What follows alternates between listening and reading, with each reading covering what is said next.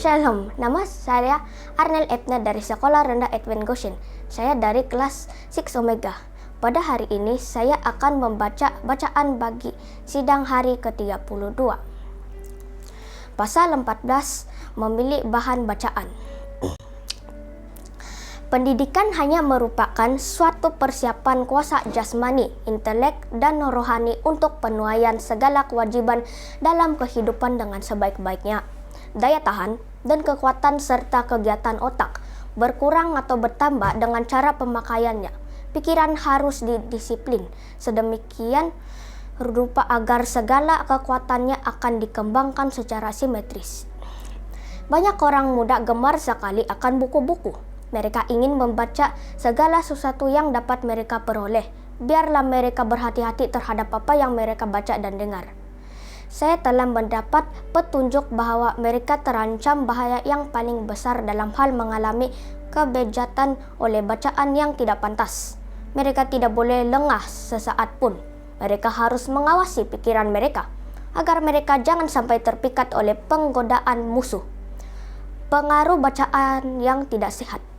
Setan mengetahui bahwa pikiran sangat dipengaruhi oleh makanan yang dimakannya. Ia sedang berusaha menuntun baik orang muda maupun orang dewasa untuk membaca buku-buku cerita serta buku-buku lainnya. Para pembaca buku-buku seperti itu menjadi tidak layak untuk menunaikan kewajiban yang mereka hadapi. Mereka hidup dalam khayalan dan tidak mempunyai kerinduan untuk menyelidiki kitab suci untuk makan mana dari surga. Pikiran yang perlu dikuatkan menjadi lemah dan kehilangan kuasanya untuk mempelajari kebenaran besar yang ada sangkut pautnya dengan tugas dan pekerjaan Kristus, kebenaran yang dapat memperkuatkan pikiran, menggugah angan-angan, serta menyalakan suatu keinginan yang kuat dan sungguh-sungguh untuk menang sebagaimana Kristus telah menang.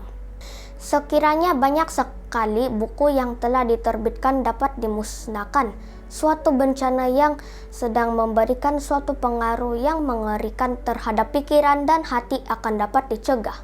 Cerita-cerita percintaan, dongeng-dongeng, picisan yang menggemparkan, malah jenis-jenis buku yang disebut novel, agama, buku-buku yang dalamnya pengarang menarik suatu pelajaran akhlak dari ceritanya, menjadi suatu kutuk kepada mereka yang membacanya. Perasaan agama mungkin dijalinkan di seluruh buku cerita, tetapi dalam banyak hal setan mengenakan jubah malaikat sehingga dapat memperdayakan dan memikat lebih berhasil.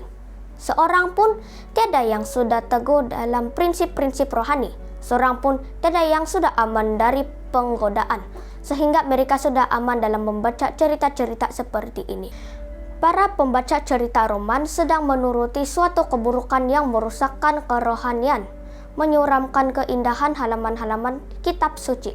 Hal itu membangkitkan suatu perasaan yang tidak sehat, mempengaruhi angan-angan, tidak melayakkan pikiran bagi kegunaan, menjauhkan jiwa dari doa, dan tidak menyanggupkan untuk sesuatu acara rohani.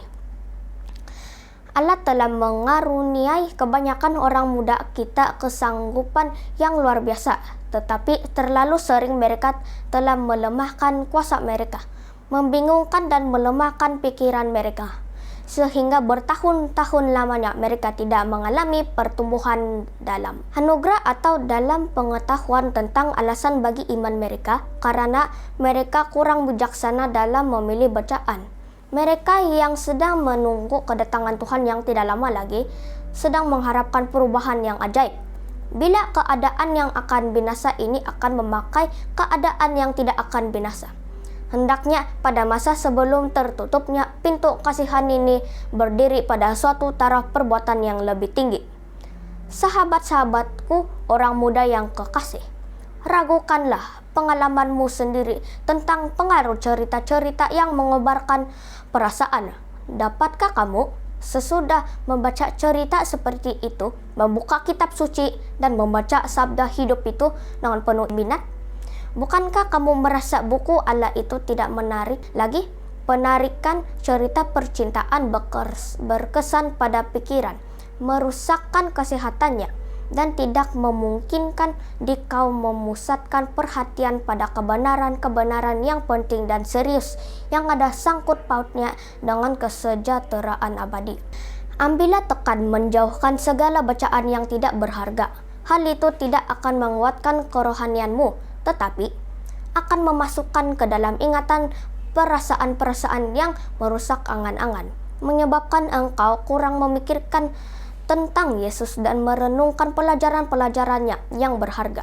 Jauhkanlah pikiran dari segala sesuatu yang dapat membawa ke jurusan yang salah. Jangan memberatkan pikiran itu dengan cerita-cerita yang tidak berharga, yang tidak memberikan kekuatan kepada kuasa pemikiran. Pemikiran itu sama sifatnya dengan makanan yang disediakan untuk pikiran. Sekian bacaan sidang kita pada pagi ini. Terima kasih.